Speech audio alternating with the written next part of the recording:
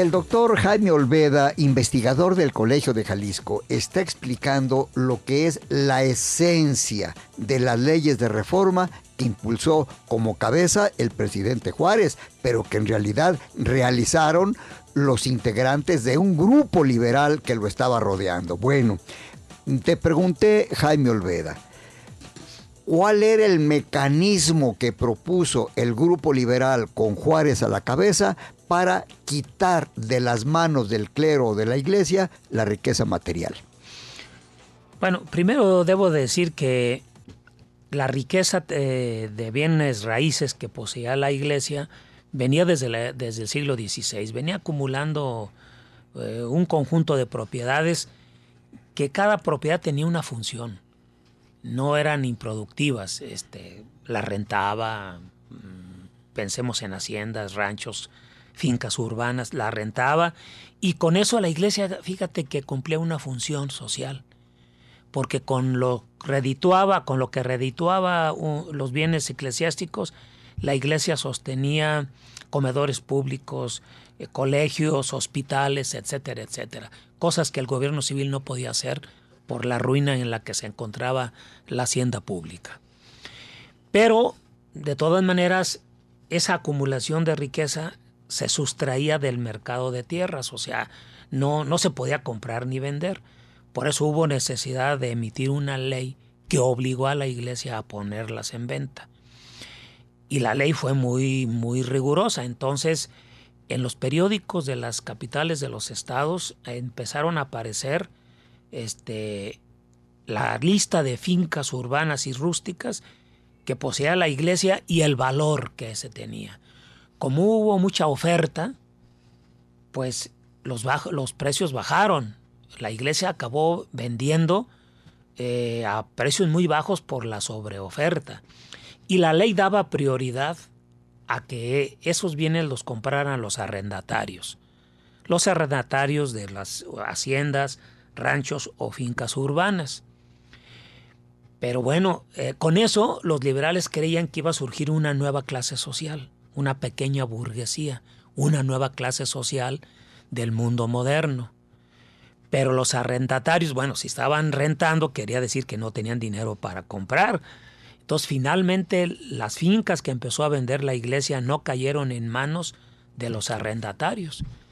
Quienes compraron las fincas, la mayor parte de las fincas eclesiásticas, fueron los mismos terratenientes, los grupos privilegiados, las clases ricas, incluyendo a los extranjeros, porque la ley no excluía a los extranjeros. Entonces muchos extranjeros compraron muchísimas propiedades de la iglesia.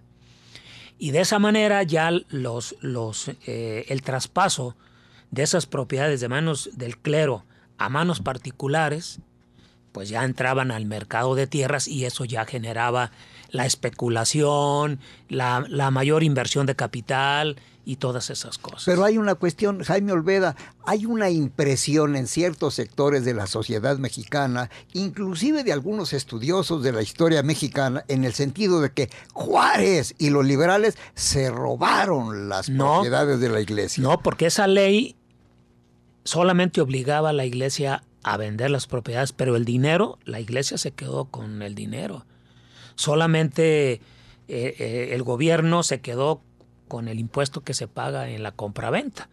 Pero el capital de cada venta, la iglesia se quedó con él. Por eso la ley de desamortización no es una ley de despojo, ni de robo, no. La iglesia no salió muy afectada, no, de esa manera no. Simplemente obligó a vender. ¿Qué otro tipo de disposiciones incluye la legislación liberal de ese tiempo? Leyes de reforma. Bueno, yo creo que otra cosa muy importante es la ley del registro civil, porque hasta ese momento la institución que llevaba el control sobre la población, nacimientos, matrimonios y defunciones era la iglesia a través de los curatos. Pero en un mundo moderno, la iglesia no debe tener ese control. ¿Quién debe tener ese registro? El gobierno civil. Por eso también la reforma es quitarle a la iglesia atribuciones que no le correspondían y que venía desempeñando desde la época colonial. Si la reforma tuvo como propósito meter a la sociedad mexicana en la modernidad, pues habría que crear instituciones modernas. Y una institución moderna es el registro civil. Recuerdo que hasta todavía hace relativamente pocos años, los atrios de las iglesias eran el cementerio de la población. Bueno, también eso. Hay una ley de cementerios en donde ya la iglesia o el clero no puede tampoco regular el funcionamiento de los panteones, sino el gobierno civil. Y otra cosa también, para ingresar a la modernidad, el matrimonio civil. El matrimonio civil en México no estaba instituido, únicamente el matrimonio religioso. Entonces, una ley de reforma de 1859, del mes de julio, instituye el matrimonio civil, porque esa es lo que debe regir en el mundo moderno, ¿no? Yo creo que otra cosa muy importante es que esta clase política a la que perteneció Juárez, con mayor sistematización, se fue comparando con el mundo. O sea, ¿cómo era México en comparación al mundo? Pues estos liberales ven que México es un país antiguo, con instituciones viejas. ¿Confesional? Confesional, claro, y entonces para modernizarlo y colocarlo más o menos a la altura de las potencias hegemónicas, había que modernizarlo. ¿Y cómo había que modernizarlo? Haciendo una reforma. Y esa reforma naturalmente iba a afectar a la iglesia. Como un detalle casi anecdótico, se cuenta que Juárez sufrió la muerte de una pequeñita de sus hijas a muy temprana edad y que, de acuerdo con lo que él había establecido, no la inhumaron en el cementerio del atrio de la iglesia, sino en el cementerio civil que se había establecido. Sí, pero también cuando una de sus hijas se casa, no le permite tampoco que solamente se case al civil, también por la iglesia. Entonces, no, Juárez no es el comecuras, Juárez no es el anticristo, Juárez no es el enemigo de la iglesia. Lo que pasa es que en este momento de la reforma, los conservadores desprestigiaron a los liberales y los liberales desprestigiaron a los conservadores, considerándolos como enemigos del progreso. Entonces, ahí estás tocando, Jaime Olveda, un punto importantísimo de esa época. Los conservadores y los liberales. ¿Cómo nació esa rivalidad? ¿En dónde estuvo el detonante para que rompieran hostilidades conservadores y liberales? Esto no se rompe en esta época de la Reforma, viene desde atrás. El problema está en eso. Cuando este país inicia su etapa independiente, surge ya la necesidad de modernizarlo. Pero la modernización encontró un grave obstáculo, la tradición, el conjunto de tradiciones de una época, bueno, la anterior, de la época de la colonia, que impedía